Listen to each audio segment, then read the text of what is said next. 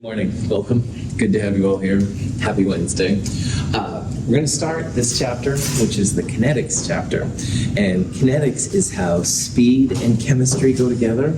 We'll talk about rates. Every time you hear rate, think speed, all right? And I think that's an easier way to think about it. So we could have a certain speed on a bicycle, a certain speed walking or in a car. That's kind of, the rate is like a speed for chemistry, all right? So it's like the speeds of reactions, how fast they go.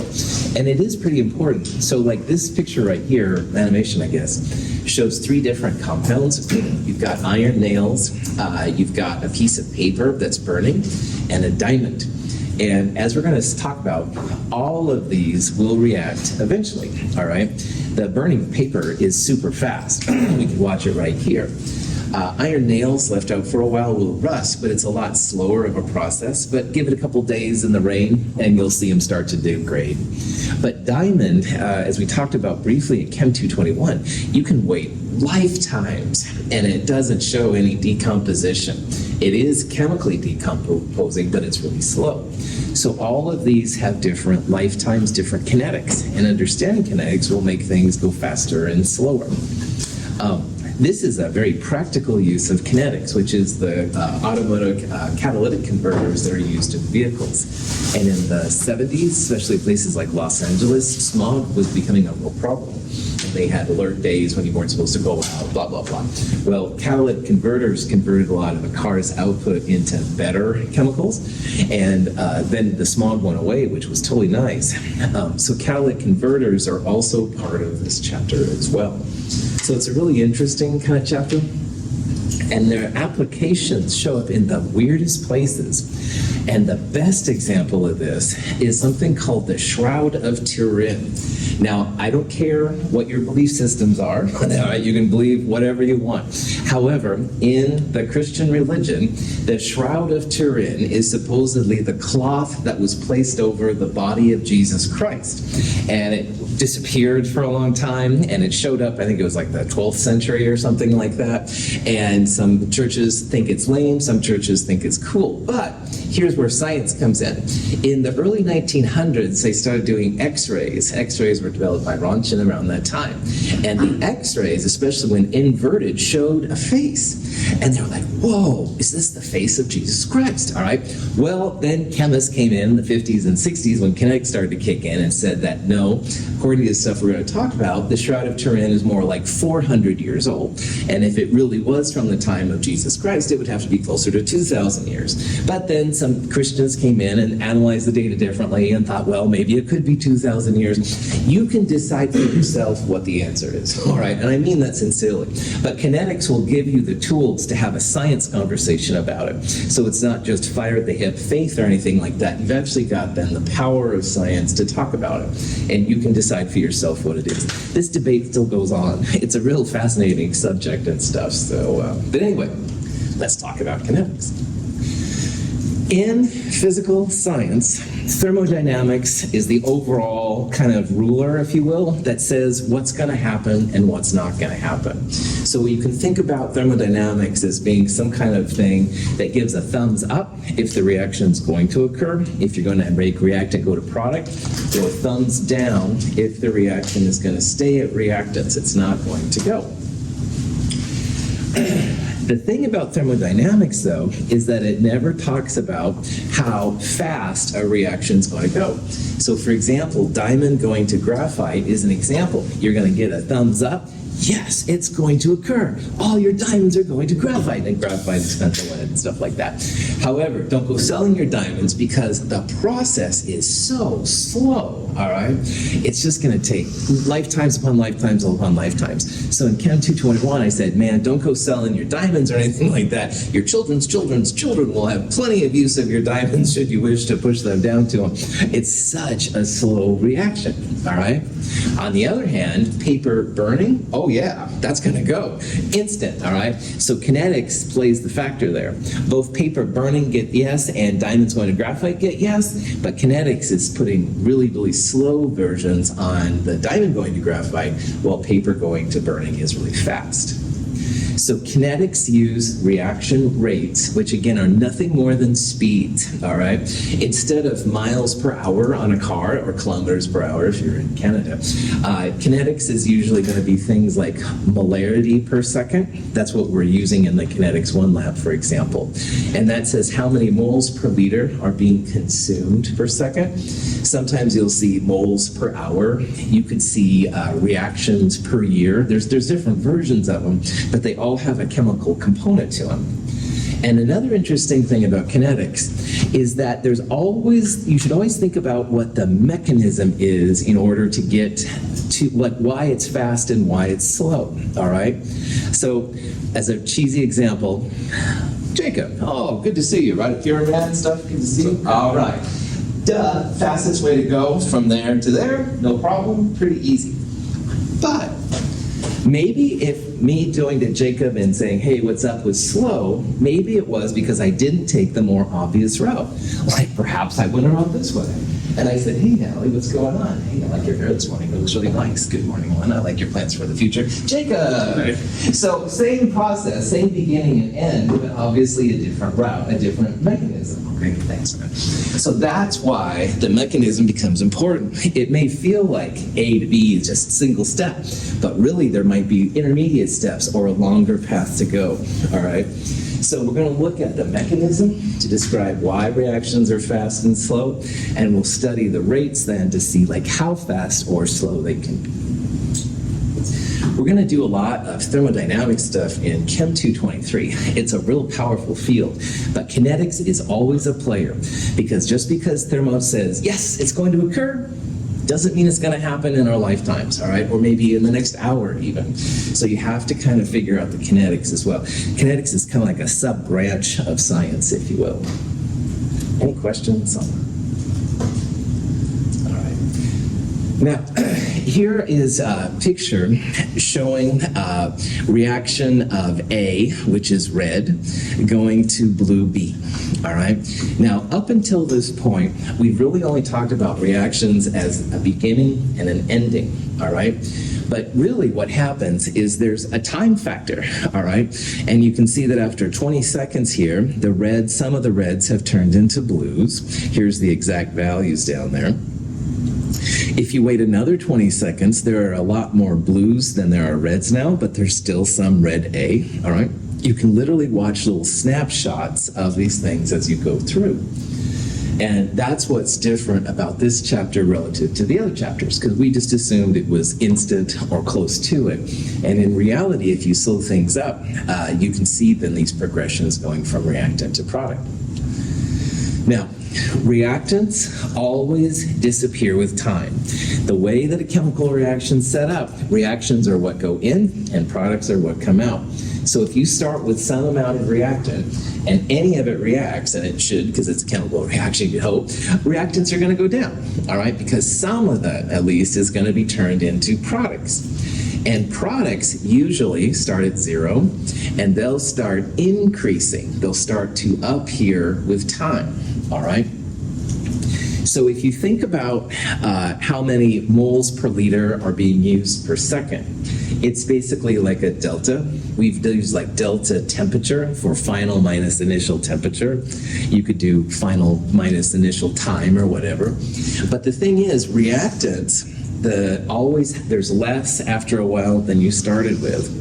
So final is a smaller number than initial, and you're always going to get a negative sign if you're going to do a speed with regards to reactants. Products, on the other hand, the final state where there's more than you started with, final minus initial will always be a positive sign. Now imagine if, Gwen and I are going to Hood River, and Gwen says, oh, I'll be there in I'll drive at minus 50 miles per hour. And I'll be like, because I can't process that in terms of time, right? In terms of speeds of cars, that doesn't make any sense. And this is the problem that chemists run into if we start talking about reactions, because if you measure the time as reactants are disappearing, initially the speed is negative, and that's pretty ugly, because if the product's appearing, the speed appears positive. So you can't have a speed which is negative and a speed which is positive and make sense in normal conversation with other people. So this is probably the weirdest part about these rates. But if you have a reactant, you've got to put a negative sign in front of the speed. Because if the reactants, this change of reactant, final minus initial, is a negative number, which it is, putting a negative in front makes it positive. And so this way then, David's doing N2O4 decomposition. This part right here would initially be negative, but putting a negative in front makes it positive. Conversely, if you do study products appearing will be positive, so you just leave that as is. So the negative and positive basically just means make things positive, all right? It's just easier that way. You want to have a speed, a rate for a reaction, which makes sense to everybody. And so instead of having some people be negative, if it's a reactant, our products be positive, we're just gonna, as chemists, we're just gonna make all the speeds positive. But there's one more thing. Stoichiometry, i.e. the 2 there versus the 1 there, will make the change in reactants and products different. All right? Now remember that these deltas are nothing more than final minus initial. So if you had half of a mole of N2O4 go down, you'd have twice that much, or a full mole of NO2 appear. So if you also compare reactants to products, the other thing you have to do is go 1 over whatever the stoichiometry is. So in front of the 2 right there gets 1 over 2. That makes the speeds make sense for people looking at the reactants. So punchline here, all right? Nobody wants to talk about speeds which are positive and negative. Like in theory, if you went from Hood River to here, maybe that would be decreasing miles because you're getting closer to Portland, but going from Portland to Hood River would be positive miles because you're getting farther from Portland. It's too confusing, right? So in order to make these speeds work out, 2 things. Put a negative in front of the reactants, if you see one of them, and the other thing, 1 over the stoichiometry. And then every chemist should talk about the speed in the same way, and it makes more sense. I'll show some examples of this here. Yeah. So if it was like the N2O4 was like a 3, it would be 1 over 3? Yes, exactly. That's right. You've got like 4 NO2s, it would be 1 over 4. That's right. And again, all it does is it makes the speeds the same so chemists can talk about it. It normalizes it in math. Sometimes they do that stuff. This is normalizing the speeds. And that just means make the speed so that everybody can understand. Okay, here's another example. This is making nitrogen monoxide. Now notice how N2 and O2 are reactants and NO is a product. So if you look down here at the speeds of these different things, all right, here's N2 and O2 reactants, and they both have negative signs in front of them. Because normally, N2 and O2, which are this blue line, the final value has less than the initial value. So delta final minus initial would end up being a negative number, and the whole speed or rate would be negative. And that's even more confusing than kinetics is, okay? Anyway, so putting a negative in front just makes it positive so everybody has a chance of understanding. Notice this thing, delta N2 over delta T. In a car, it would be delta miles over delta T. So when you travel 60 miles per hour, that means your initial time distance was 0, and the final distance you traveled was 60 miles. So 60 minus 0 would be 0, and maybe if it took 1 hour, it would be 1 hour minus 0 hours the time you started. Same kind of thing here with chemistry, it's just that now we're talking about reactants or products over here. Down here would be the part for the products. They're comparing the speed of NO appearing relative to the N2 and O2 disappearing. And again, notice that those have negative signs. This one has a positive sign, and there's a 1/2 in front of it because of the 2 right there. So when people talk about speeds in chemistry, 2 things. Reactants, N2 and O2, get a negative in front, but the products, just positive, leave them alone. Second thing, 1 over the stoichiometry. So NO is 2, 1 over 2. But these are both 1, so it's like invisible 1 over 1 right there. If you could get those two things down, you've got speed. Here's an example where they're taking a blue dye and they're adding bleach to it. And bleach, of course, is good at removing colors. This graph right here shows the concentration of the bleach versus time, all right? And bleach is a reactant, all right? So if you look here carefully, there's a negative right there to show that bleach is a reactant. And we're talking about one bleach molecule, so it's just 1 over 1. It's delta concentration over delta time. So final minus initial, we're using time of 1 as the final, and 0 is the initial. So at 1, if you go up to the curve, it looks like it's about 2-ish, maybe not so close actually, now that I see that. Anyway, and then 3.4 would be the initial. This is how you can actually calculate the speeds of reaction. And it's not too hard if you have graphs like this. There's all kinds of other ways to do it. Reactants, again, go down with time because the reactants are being used up. And whatever the blue dye turns into, and I don't know, that would be their product. Where's the dye molecules in the colorless form? Seriously. The timer. I was just telling Jacob, oh yeah, I think really good stuff like that. Let me try that one more time. Sorry, let's see if this works. Pouring bleach into a beaker of water and blue food dye converts the dye molecules into a colorless form. The timer indicates the progression of the reaction. If we plot the concentration of dye molecules at various times over the course of the reaction, we can determine the rate of the reaction. So this number right here is like a speed of chemical reactions, all right? It's molarity per minute in this case. In the lab we did on Monday, the speeds were molarity per second. And there's different ways to do it. But at the end of the day, just realize it's final minus initial. Speeds almost always are positive numbers because it just makes it easier. Good to go. Now, the nice thing about Chem 222 is that we don't have calculus as a prereq. Woohoo! And so honestly, that makes your math a little bit easier. However, if any of you have been in calculus, I'm listening to some of you earlier, I know you have, there's lots of cool ways to take rates, the derivatives of things, to find the speed, which is what a rate is essentially for these kind of problems, at different times. And there's different ways to do it. You can take speeds at a certain spot. You can take an overall kind of thing. We're just going to use what's called average rate, all right? And that's just 2 points, final minus initial, find how much they've changed, divided by the unit time. It's gonna be really simple. There is definitely more that you can do with this in other classes, but in this class, just the standard rate is cool. So, woohoo! Here's an example of some reactant which is disappearing. We know it's disappearing because this graph shows the initial time at 0, and you can see how it's going down.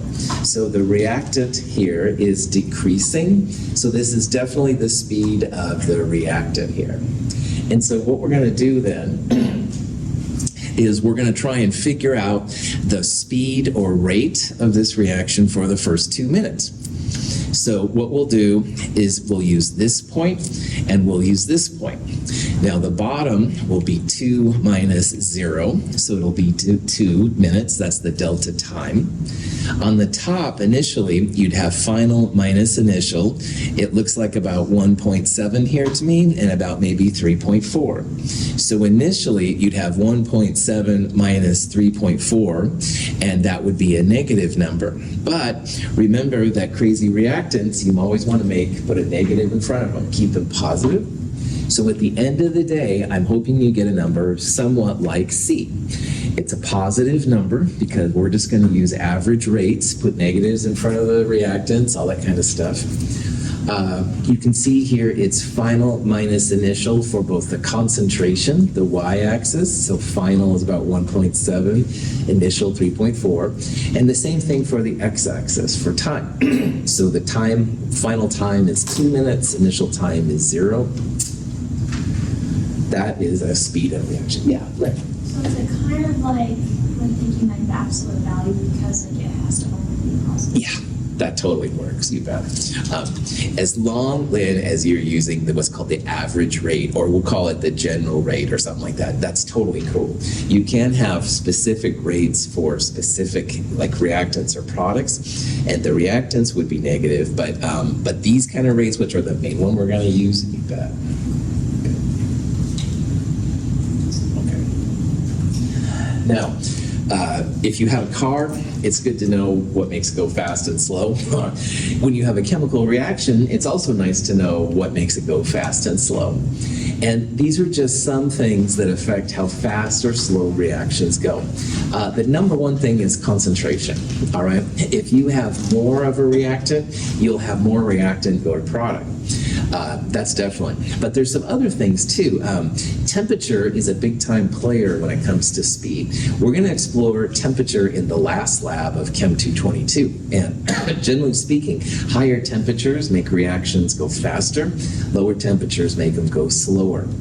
But there are some other factors too, like the surface area makes a big difference. So in molar mass of volatile liquid, we used a round bottom flask because you get more surface area for the liquid to get heated up and turned into a gas. If we would have used like a beaker with a nice flat bottom, all right, you wouldn't have had the same surface area, so it would have taken longer, all right? And another thing that will affect the speed is what's called a catalyst. We've used catalyst before in Chem 221, the potassium chloride lab. There was an MnO2 catalyst thrown in, and it just made the reaction go a little bit faster. Catalysts are chemicals that make reactions go faster, but they're not used up themselves. So in theory, we could have taken the leftover stuff from the KClO3 lab and pulled the MnO2 out and used it again. MnO2 is a relatively cheap catalyst, so we don't need to do that, but if it was expensive, that's something that could happen. So what I'll do now is go through some examples of how these different parts affect the speeds of reaction. In the test tubes is hydrochloric acid. On the left is a 0.3 molar solution, and on the right is a 6 molar solution. If we place a strip of magnesium metal in the 0.3 molar solution, the metal begins to react slowly.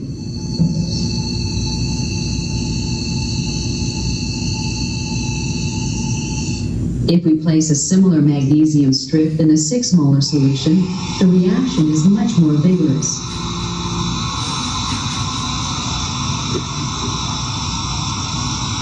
Within moments, the reaction is complete. Meanwhile, most of the magnesium in the 0.3 molar solution is still in solid form. So if a little is good, a lot is better. Maybe, maybe not, but it certainly will make it usually go faster. And these graphs show those two reactions you just saw. And the 6 molar HCl, you can see it's like almost straight down. That magnesium just went hyper fast because there was so much HCl around. With the 0.3 molar HCl, it went a lot more mellow, all right? And one time I was in a hurry to get something done, and so I said, oh, let's just add up. We'll add in, I think I used 12 molar, which is the most powerful HCl. Oh my gosh, a pair of tennis shoes later, needless to say, yeah, that wasn't the best call. But anyway, this is one thing that can make reactions go faster, all right? You can change the concentrations. We will, not as excitingly, look at this phenomena in the kinetics 1 lab, because you were changing, like you were doubling the acetone or doubling the HCl and stuff like that. Not this much fun, but the same process. Sorry, it's not so much fun. On the plate is a pile of lycopodium powder. If we aim a flame at it, not much happens. If, however, we take some of the lycopodium and then spray it into a flame, the combustion reaction is explosive. The more surface area of the lycopodium particles that is exposed to oxygen, the faster the reaction. So this lycopodium is basically fern dust, all right? Ferns decompose and pig turn it into it. Anyway, I don't know what it's used for, but it is really cool here because if you try to use a Bunsen burner on a pile, it just sits there. It doesn't even hardly turn color. It's very, very inert. But if you spray it, now you've got little tiny particles of the dust going through, lots and lots of surface area, and whoosh, it goes up pretty crazy. Most organic things will burn in oxygen. They'll make CO2 and water, but lycopodium is dense enough, I guess, that it resists it in its bulk form. But if you can spray it through, get little tiny fine particles, pretty cool. Hydrogen peroxide in water decomposes slowly at room temperature. In the presence of manganese dioxide, however, the decomposition occurs much more rapidly. The reaction produces oxygen and water.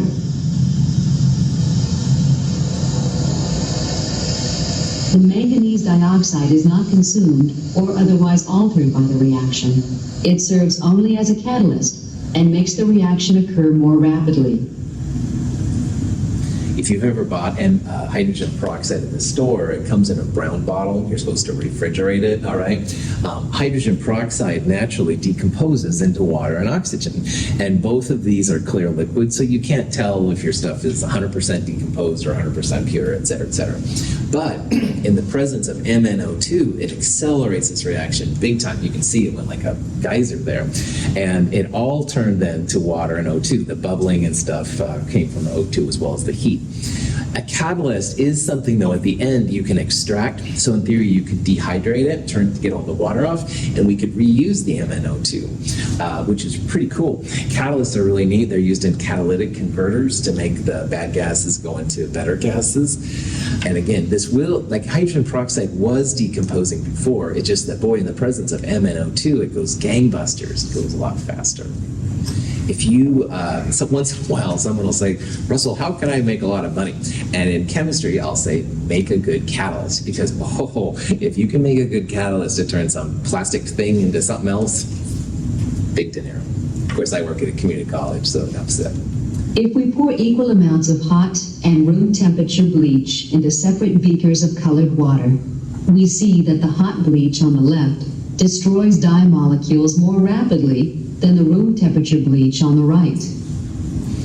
We've seen even from gases how temperature affects them, and warmer temperatures, you've got more active gases than cold temperatures. And this also applies to kinetics. Almost all reactions are a lot faster at warm temperatures than they are colder temperatures. So this is the bleach reaction, turned really fast to clear in the warmer reaction, but in colder stuff it goes slower. It's still going to happen, it just takes longer. So impatient chemists will usually try and heat things up, and as long as your stuff doesn't break down, might be okay. All right, now in this section we're going to start looking at why rates are important and why the mechanism is important. All right, and mechanisms we're going to see are basically the reasons why some reactions are fast and slow. So when I did the silly walk around to fist pump Jacob there, and I went around the room, that was a lot longer pathway than me going just from where I am now right to him directly. So the mechanism is a way to tell sometimes why reactions are faster and slower. But to understand a good and to make a good mechanism, you need to figure out how these things depend on concentration. And so kinetics is a real interesting mixture of where the experiment and the theory kind of come head to head. The first part here, which is concentrations, rates, this is all experiment, all right? You have to do experiments in the lab to understand how concentrations change and stuff like that. But once you have all that, you can postulate a mechanism which goes with your data. But mechanisms are totally theoretical. There's always proof for your mechanism and stuff like that you can get, but at the end of the day, it's a theoretical construct. So kinetics is a real interesting mix of experimental and theoretical work coming together. We're going to focus here first on the practical, the experimental parts, and this is where now the Kinetics 1 lab kicks in. Now, in our lab, we were looking at iodine's yellow color going away. In this particular problem, this compound is called cisplatin. It's an anti-cancer drug. And in the presence of water, one of the waters replaces one of the chlorines. So you can see here on the product side, there's chlorine at the end, chloride technically, and the water has bonded to the platinum. Now, anything cancer-related is usually studied pretty heavy because people are interested in knowing about those. The rate of this particular reaction is found by the concentration of the cisplatinum divided by the elapsed time. So if you want to know how long this takes to happen, then you can't measure the concentration over the time elapsed, and you can find the rate that way. Rate equals concentration over time.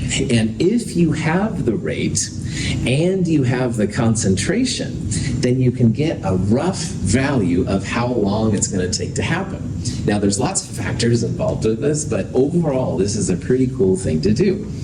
So let's say that we studied this cisplatinum reaction and we saw a rate, and remember that's like a speed, 4.3 times 10 to the minus 6 moles per liter per second. So every second, that means per second, remember, every second you're going through that many moles per liter. And let's say that we had this much cisplatinum. So we want to see approximately how long it takes to react. Well, rate equals concentration over time. And if you rearrange this for time, you get the concentration divided by the rate.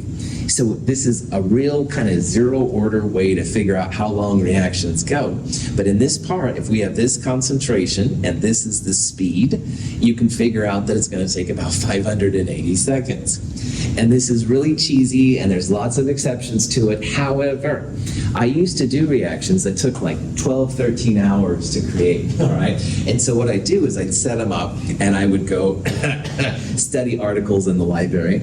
Friday night, yeah, right. Anyway, I would do something else, right? I didn't want to sit there and stare at it. Watch pot never boils, blah, blah, blah. So I figured out a cheesy rate. I knew the approximate concentration. I said, well, how long is it going to take? So I had an approximate value. And let's say I calculated 12 hours. Well, 11 hours, I was bad because you never trust sig figs all the way. I totally understand. I brought that back on. You want to get there. It's an approximate value, all right? And sometimes it took longer, sometimes it took less. But if I didn't come back for 11 hours, that was 11 hours of my own time. So this can be pretty helpful if you're a scientist, all right? Because instead of watching it and you're like, okay, come on, let's go here. It's almost, 4 o'clock or whatever. No, then you can make a guess as to what it is. So. Questions? Okay. Now, another thing we need to talk about is how scientists figure out that the speed is proportional to the concentration, all right? And more often it is, but sometimes it's not. We'll talk about that. So in this case, this has been studied a lot.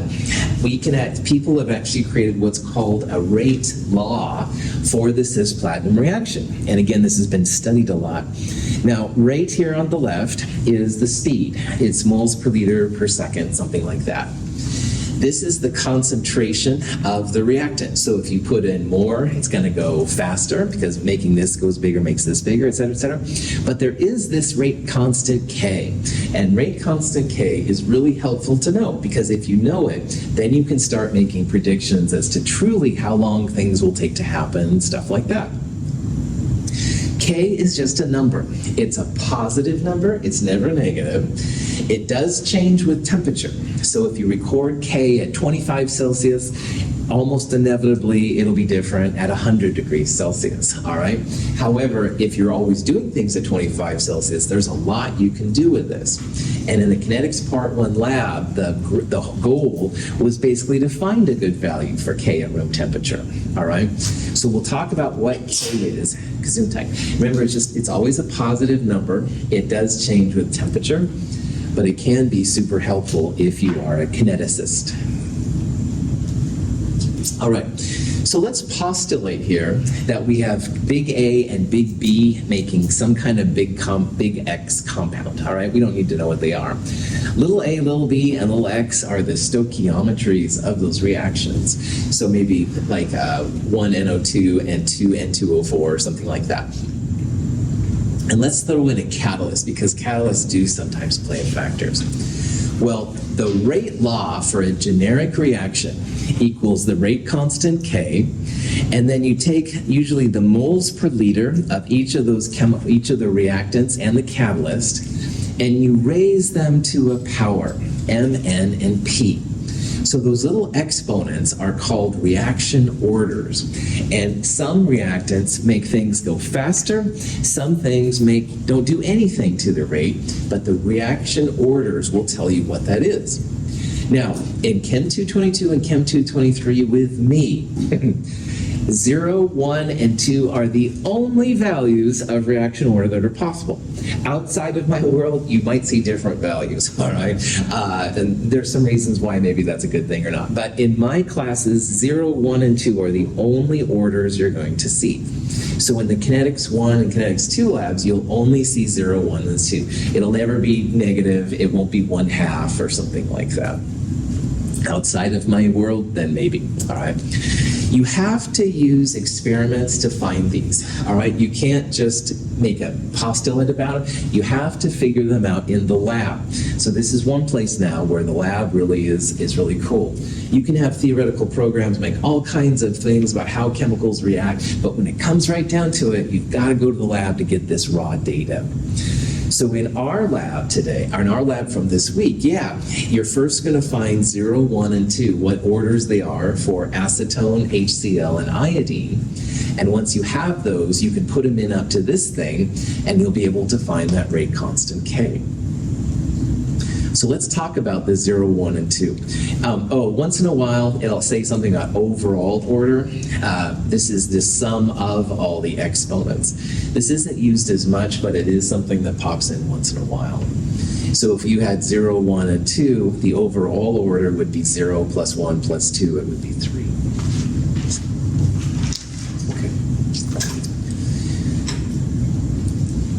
David's into cars, so I'm going to pick on him a little bit. David knows a lot more about cars I know than I do. And he can probably know about the pistons aligned right to make them go faster, blah, blah, blah. Well, in my chemistry car, nerd alert, all right, best analogy I can think of. In my chemistry car, to figure out what goes faster and slower, I will look at the reactants and catalysts. I'll find their orders. And some of them will make my chemistry car, go faster. Some of them won't affect the speed at all and stuff. So my apologies to David for bringing him into this conversation. Questions? Yeah. Bro, what are reaction orders? Yeah, so if you're going from here to Hood River, and Alana's into country music, and you change it to KGON, will that make you go any faster? No. 0 order is basically something that has no effect on the speed. Now, it might make your experience going to Hood River better, but it doesn't affect the speed of the reaction, okay? So 0 order, we're going to see, has no effect on the speed. A value of 1 is the most common. So if you have twice as much gasoline, you can go twice as far, all right? That's kind of what a first order reactant is. It affects the speed, but it doesn't affect it a lot. On the other hand, if you can have a second order reactant, that makes your speed go a lot faster. So that's a 30-second explanation of what I'm going to talk about here. Good question.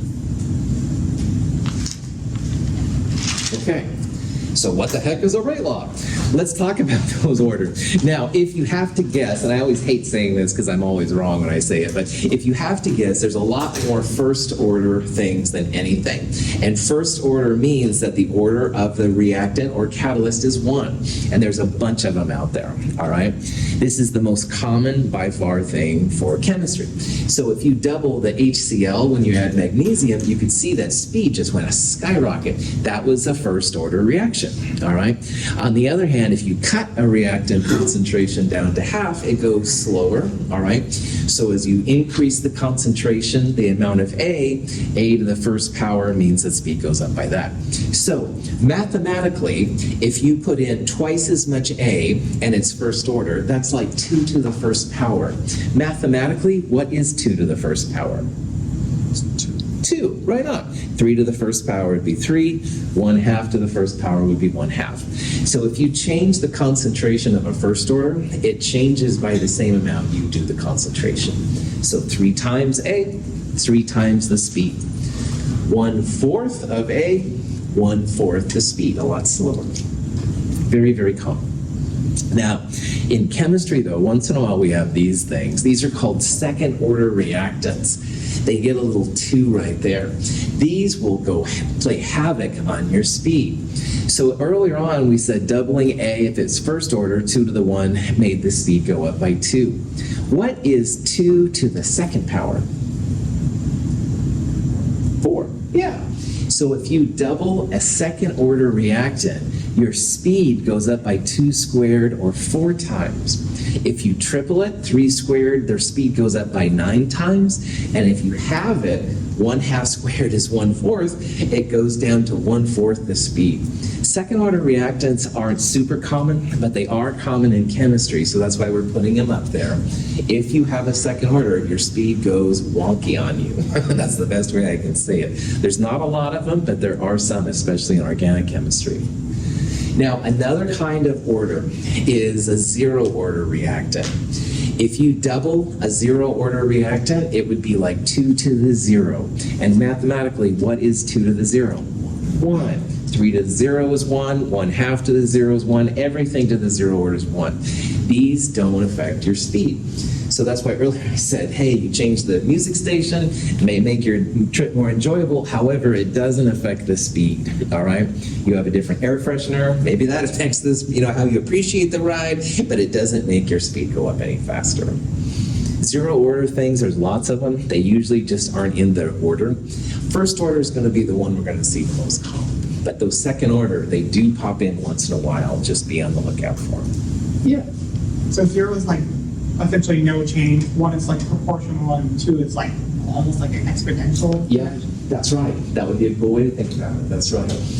And that's what we're going to do in this next part. I'll show you some data, and we're going to look at like how much it changes when you double it or something like that. Good. Okay. This is an example of an ethanol, which is CH3CHO. It's an aldehyde. It breaks down a little bit into methane and carbon monoxide. And so scientists then figured out these different trials. And what they did is they changed the initial amount of the ethanol. So it was 0.10, 0.20, 0.30. The rate law right now for this reaction, rate equals K times the concentration of the ethanol to the X. We don't know what the order is right now. But you can see right here, these numbers, the disappearance, the moles per liter per second, those are the rates. Those are the chemical speeds of this reaction. These numbers right here, that's the concentration, the part that goes in the square brackets. That's the moles per liter of the ethanol concentration that you're starting with. And what you want to do is you want to find the order. Now remember, these little exponents are 0, 1, and 2 only. So what I would do just just looking at this data is, like David said, I would double it. Ethanol goes from 0.1 to 0.2. The speed over here, if it was 0.020 and this was about 0.020, doubling it, if that was the case, would have no effect. That would be a zero order. If you doubled it and it was a first order, this would go to about 0.04. It would be about twice as much as what you started. But as you can probably see here now, doubling it goes to 8 divided by 2, goes to about 4 more times. The speed goes up by 4. So 2 to the X equals 4. What do you think we're going to find more fancily on the next page? What's X going to be?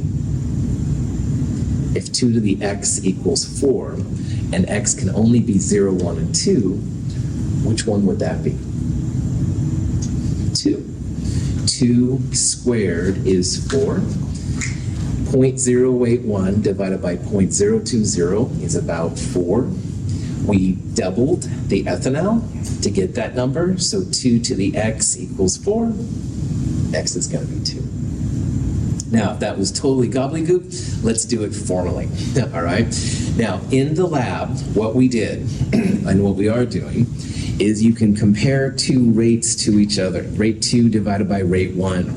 Now, initially, rate, these numbers, equals K times the reactant concentration to the X power. When you're comparing these two, K doesn't change with temperature, so the K's go away. Rate 2 divided by rate 1, these numbers, comes out to be 4.1. And officially, this divided by this in the logarithm world, this becomes 2.0 to the x power. Now, if you want to be fancy about it, that's where logarithms come in. Scientists like using logarithms because if you take a log of both sides, log 2 to the x, you can rewrite as x log 2. If you don't remember this, it's okay, but this is one of the things that logarithms are actually kind of cool for. I hate to say it because I don't know if I like logarithms, but brought that back on. So you can solve for x, all right? X equals log 4.1 divided by log 2, and this is for your calculator now. Remembering now that there's only going to be 0, 1s, or 2s, definitely comes out to be 2 right here. So you can do it this way. You can also kind of just look at the data like I was babbling about either way. But at the end of the day, this is a second order reactant, all right? And second order reactants are these magic ones, and they're mostly just for chemistry and a few weird engineering things. But they're not super common, but boy, when they're there, they spike the speed big time. So if you want to get this stuff reacted fast, it's going to make sense to have a little higher concentration just to make the speed happen a little faster. Any questions on that? This is totally what you're going to do in the lab. You're going to have a rate where the iodine was doubled. I think it is rate 2 divided by rate 1. The speeds in that reaction are the iodine divided by time. And the values are like, I don't know, 0.0020 divided by 0.0010. But you're going to then have a 2 to the x, or 2 to the p, as I called it in the lab, and you'll solve for what the p value is.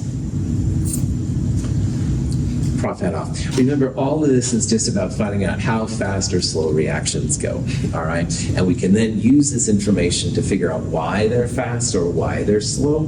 There's a lot of cool things about it. It's a little weird at first, but it is all doable. It's just plug and chug. Prof hat. Okay. So here's a reaction. We got 2 NOs and 2 H2s going to N2 and 2 waters, all right? This reaction has been found to be second order in NO and third order overall. Now remember that overall order is the sum of the orders. So if 3 equals 2 plus X, which is the order of H2, what will X be? 1. That's right. So third order overall, second order N2, second order plus the order of H2 equals 3. That means the order of the H2 will be 1. So when you're writing a rate law then, NO is second order, H2 is first order, rate equals K times this times this. Now, one reason why I like this is notice how the stoichiometries 2 and 2 are not necessarily equal to the orders of reaction. And we'll talk about this later on. But for right now, just realize you have to get this kind of information from experiment. And in this experiment, it was found to be second order here, third order overall, so that would be first order H2. Any questions? Okay, now, so this is the rate law for this ethanol. We found it was second order. If the initial concentration doubles, if this goes up by 2, then 2 squared, your rate should go up by about 4 times. And if you have this kind of behavior where 2 squared equals 4 or 3 squared equals 9, if you tripled it, then we say it's a second order reactant. It's a second order reaction. Now, the last thing to do is to find the rate constant K. And on that previous list of 4 experiments, you can use any one of those 4 that you want to. If you use the values from experiment 3 on the last part, this was the rate value, this was the concentration, but now we know that it's second order. So the only thing we don't know then is K. So K will be this number divided by 0.3 squared. K comes out to be 2.0. The units of K are not usually listed. You can list them if you want to. Units of K are pretty weird, and so a lot of times they'll just list K equals 2.0. Sig figs apply, but you don't need to worry about the units. But if you're a unit person, it's kind of interesting to see what pops out at. And now that you have this K value, you can use other combinations to see how fast your speed's going to go. They don't have to be just in the experiments you have. So that's why this is like the holy grail of this stuff. It's the holy grail of the Kinetics 1 lab. So, questions? This is the power of math, people! Come on! You are correct, Edison. All right, I know just what you want to see is a little discovery thing here. But anyway, the power of math. All right, yeah, taking care of this. I thought there was going to be more ways. Yeah. All right, we'll do more stuff with this on Friday. Have a great day. Thank you for being here. See you later.